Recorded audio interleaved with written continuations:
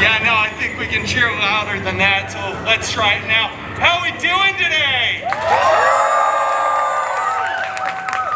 Thank you. Now I'm actually willing to do the show. Boy, I tell you, I have been hitting the eggnog extra hard to get in the proper spirit of the season this holiday. Is everyone here ready for the final festive tale of the day? Very good. This story here is a personal favorite of mine. It's a classic story of good and evil. It features that cop car. Oh wait, he's not coming for me, not this time. Here he goes, there it is.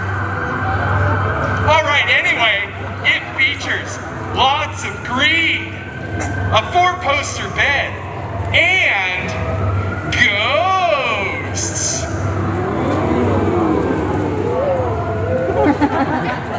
That's weird for a Christmas story, right? Yeah, hearing some kid here go, ooh, spooky. It shouldn't be, it's Christmas. But you know, whatever, this is what the manager scheduled, so we're gonna do it. Also, I want to introduce you all to my Merc on the woodwork. Right? Yeah, totally came up with that myself, didn't steal it from anybody else.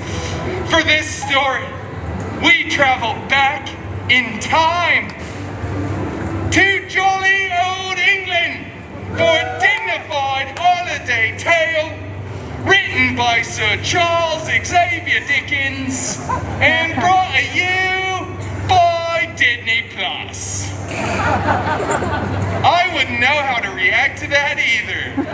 Yeah, that's right. Disney Plus paid to keep us around for the holidays. So make sure you check out all the quality programming only available on Disney Plus. Is that enough pandering? She's not even paying attention, so I think we're good. All right, this story is so good. All Christmas stories are good, but this one's especially good. I love Christmas because it fills you with such joy and happiness. I'm gonna start right at the beginning, and we are gonna go all the way through the book, 160 pages, so buckle up. Marley was dead. Wow, that is a dark start. I don't think Disney Plus would approve of that. You see here, dead as a doornail. What is your problem, Mr. Dickens? This is less morbid. The meanest man in all of London town was a vile, ugly, hairy, smelly, prickly, miserly old brute by the name of Loganezer Scrooge.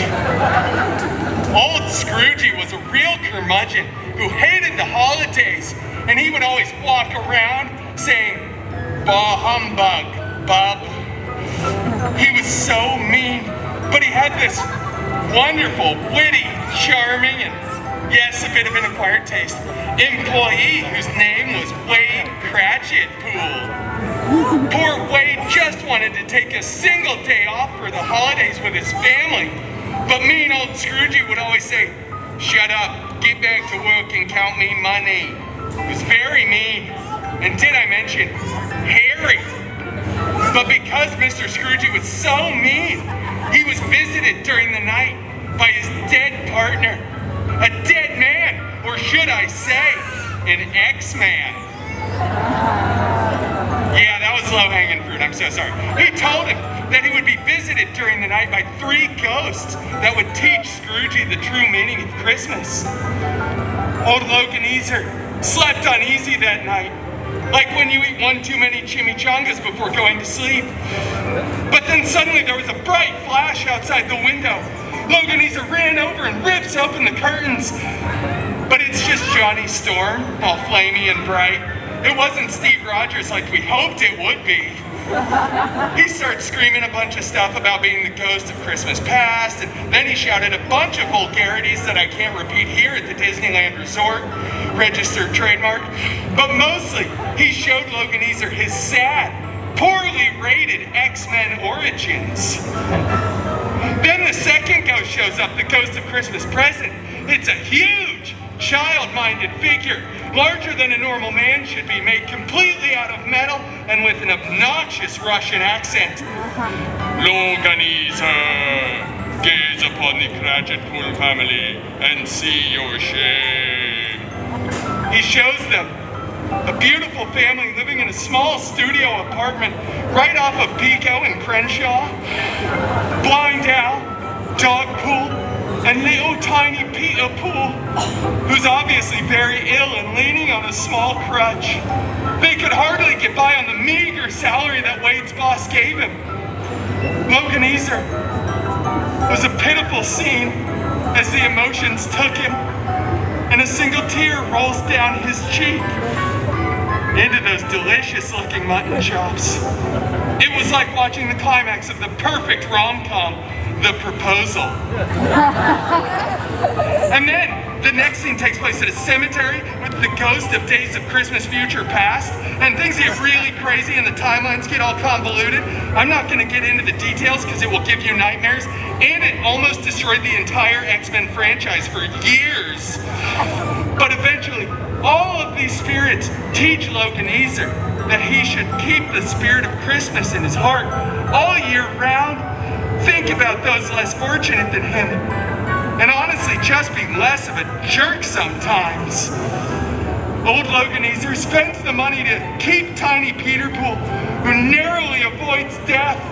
They become pals, and then at the very end, the best part of the whole story, little tiny Peter Pool, all healed up, skips his way over to Loganizer, grips him by his masculine inner thigh muscles, and then says directly into camera, yeah, right down the barrel like he never paid attention in acting class. And this kid says, God of thunder bless us, everyone. And they all live happily ever after. Oh, that's an applause cue.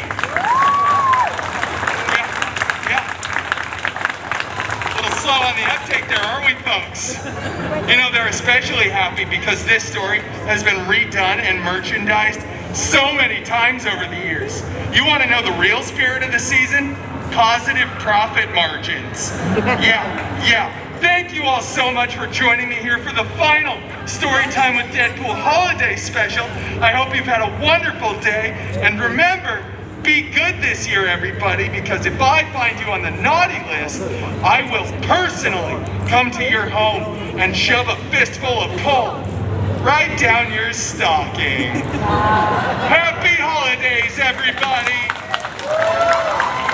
Oh, and also, happy holidays, Disney Plus!